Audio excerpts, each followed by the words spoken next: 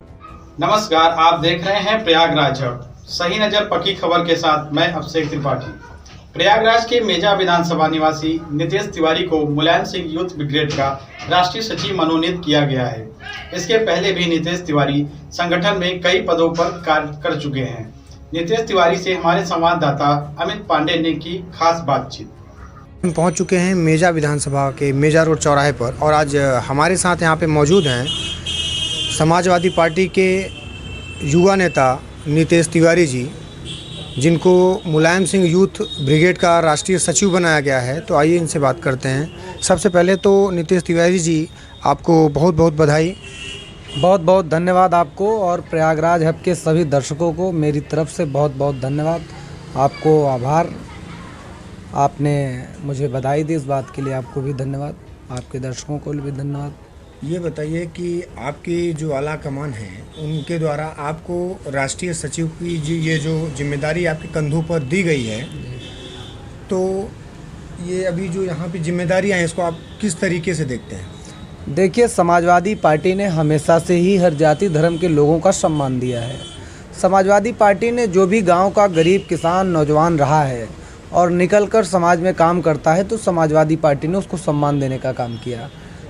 मुझे जो भी पार्टी ने जिम्मेदारी दिया है, आदरणीय नेताजी के नाम से संगठन जो पूरे देश में चलता है, और मुझे उसकी राष्ट्रीय कमेटी में सचिव बनाया गया है। यह जिम्मेदारी बड़ी है और चुनाव से पहले यह बड़ी जिम्मेदारी जो पार्टी ने मुझे दिया है, इसके लिए मैं प्रयास करूंगा कि पार्टी के लिए, संगठन के लिए, अपने नेता के लिए पूरी ईमानदारी से, लगन से सरकार बनाने में जो मेरी उपयोगिता होगी उस पर मैं खरा उतरने का पूरा प्रयास करूंगा। इस बार तो मेजा में कमल खिला हुआ है और लगातार आप देख रहे हैं कि जो आपके राष्ट्रीय अध्यक्ष हैं माननीय अखिलेश यादव जी, उनके द्वारा जब से राष्ट्रीय चुनाव का बिगुल फूंका गया है, तो आप लोग लगातार क्षेत्र में बने हुए हैं। तो इस बार जनता का क्या मूड है? क्या वो दोबारा कमल खिलाना चाहती या सपा सरकार को वापस लाना चाहती है? देखिए, आपने जो बात कही कि मेजा विधानसभा में कमल खिलने के संबंध में जी, मैं आपको बताऊं कि पूरे देश और उत्तर प्रदेश में भारतीय जनता पार्टी की डबल इंजन की सरकार चल रही है और इस सरकार ने नौजवानों की उम्मीद पर इतना बड़ा कुठाराघात किया है, छात्रों की उम्मीद पर इतना बड़ा कुठाराघात किया, किसानों के सवाल पे ये सरकार फेल हो चुकी है।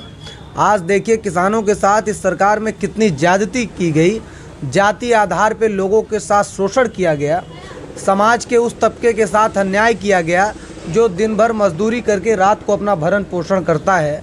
ऐसे तबके के साथ इस सरकार ने बहुत बड़ा छल किया है। मैं आपको भरोसा दिलाता हूं कि उत्तर प्रदेश के अंदर से आने वाले आगामी चुनाव में भाजपा का कमल पूरी तरह से मुरझा जाएगा और साइकिल की रफ्तार आज ही इतनी तेज़ हो गई है कि विरोधी आपको पस्त नज़र आ रहे होंगे।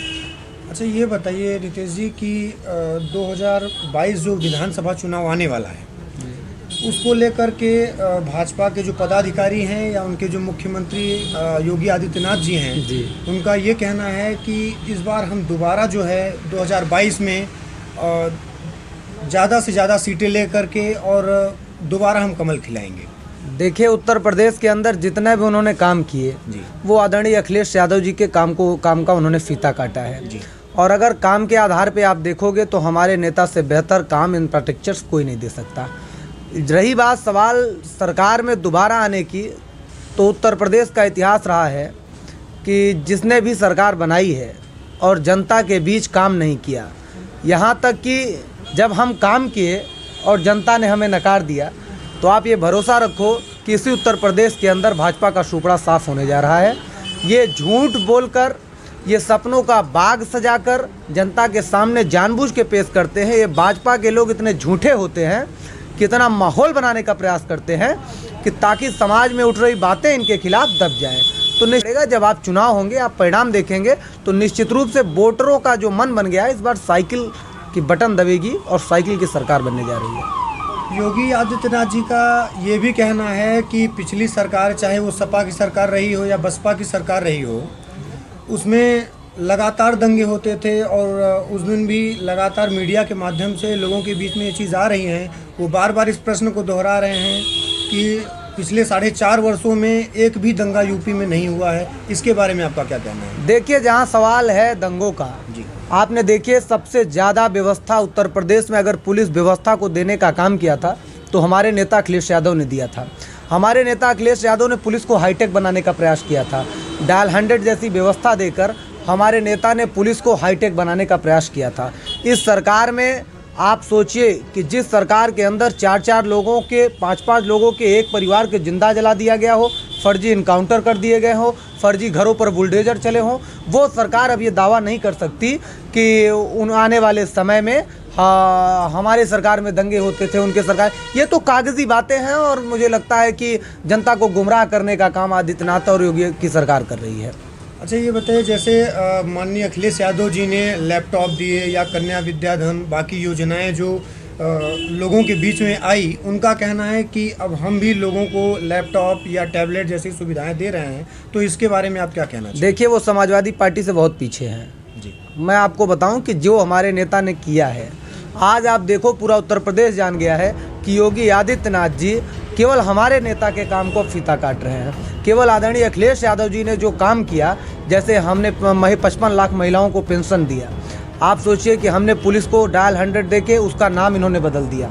आप सोचिए कि केवल पूरे देश और प्रदेश के अंदर इस सरकार ने, भाजपा की सरकार ने हमारे नेता के काम को प्रदेश के अंदर फीता काटने का काम किया। इनकी कोई योजनाएं नहीं है, ये हमारे नेता के पीछे चलने वाले लोग हैं। जो हमारे नेता ने काम किया उसी का फीता काटेंगे।